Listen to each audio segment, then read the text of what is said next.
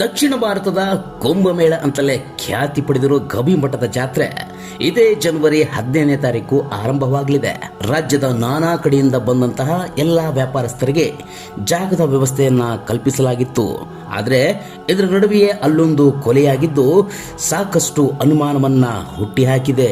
ಅಸಲಿಗೆ ಅಲ್ಲಿ ನಡೆದದ್ದು ಏನ್ ಗೊತ್ತಾ?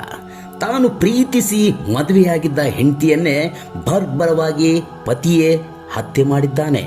ತುಮಕೂರು ಜಿಲ್ಲೆಯ ತುರುವೇಕೆರೆ ತಾಲೂಕಿನ ಭುವನಹಳ್ಳಿ ಗ್ರಾಮದ ನಿವಾಸಿಯಾಗಿರೋ ಗೀತಾ ಮತ್ತು ಆಕೆಯ ಪತಿ ರಾಜೇಶ್ ಕೂಡ ವ್ಯಾಪಾರಕ್ಕೆಂದು ಗವಿಮಠದ ಜಾತ್ರೆಗೆ ಬಂದಿದ್ರು. ಬಾಂಡೆ ಸಾಮಾನಿನ ಅಂಗಡಿ ಹಾಕಲು ಜಾಗವನ್ನ ಪಡೆದಿದ್ರು. ಅಷ್ಟಕ್ಕೂ ಇಲ್ಲಿ ಕೊಲೆಯಾದವಳ ಹೆಸರು ಗೀತಾ. ಮೂಲತಃ ಮಂಡ್ಯ ಜಿಲ್ಲೆಯ ನಿವಾಸಿಯಾಗಿದ್ದ ಈಕೆ ರಾಜೇಶ್ಗೆ ದೂರದ ಸಂಬಂಧಿ.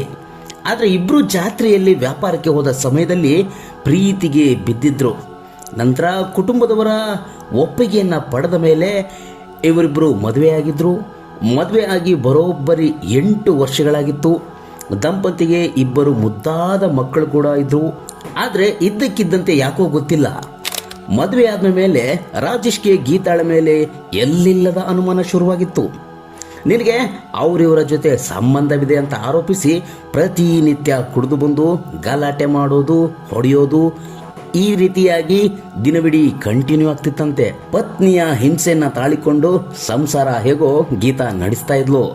ಆದರೆ ಗವಿಮಠದ ಜಾತ್ರೆಯ ಹಿಂದೆ ತನ್ನ ಮುದ್ದಾದ ಮಕ್ಕಳನ್ನ ಅಪ್ಪ ಅಮ್ಮನ ಮನೆಯಲ್ಲಿ ಬಿಟ್ಟು ಕೊಪ್ಪಳಕ್ಕೆ ಬಂದಿದ್ರು. ಆದರೆ ಕೊಪ್ಪಳಕ್ಕೂ ಬಂದ ಮೇಲೆ ಕೂಡ ರಾಜೇಶ್ ತನ್ನ ಹಳೇ ಚಾಳಿಯನ್ನು ಮುಂದುವರಿಸಿದ್ದ.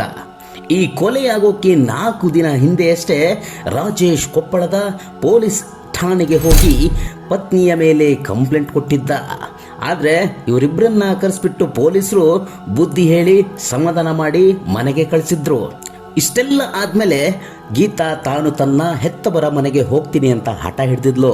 ಆದರೆ ಹೇಗೋ ಪುಸಲಾಯಿಸಿ ಕೊಪ್ಪಳದ ಗವಿಮಠದ ಜಾತ್ರೆಗೆ ಕರ್ಕೊಂಡು ಬಂದ ರಾಜೇಶ ನಡು ಮಧ್ಯಾಹ್ನ ಅಂದರೆ ಜನಗಳ ಮುಂದೆಯೇ ಆಕೆಯ ಕುತ್ತಿಗೆಗೆ ಚಾಕು ಹಾಕಿ ಅವಳ ಪ್ರಾಣವನ್ನು ತೆಗೆದಿದ್ದಾನೆ. ಇದರ ಬಗ್ಗೆ ಕೊಪ್ಪಳ ನಗರದ ಠಾಣೆಯಲ್ಲಿ ಪ್ರಕರಣ ದಾಖಲಾಗಿದ್ದು ಪೊಲೀಸರು ಪಾಪಿ ಪತಿಯನ್ನ ಬಂಧಿಸಿದ್ದಾರೆ.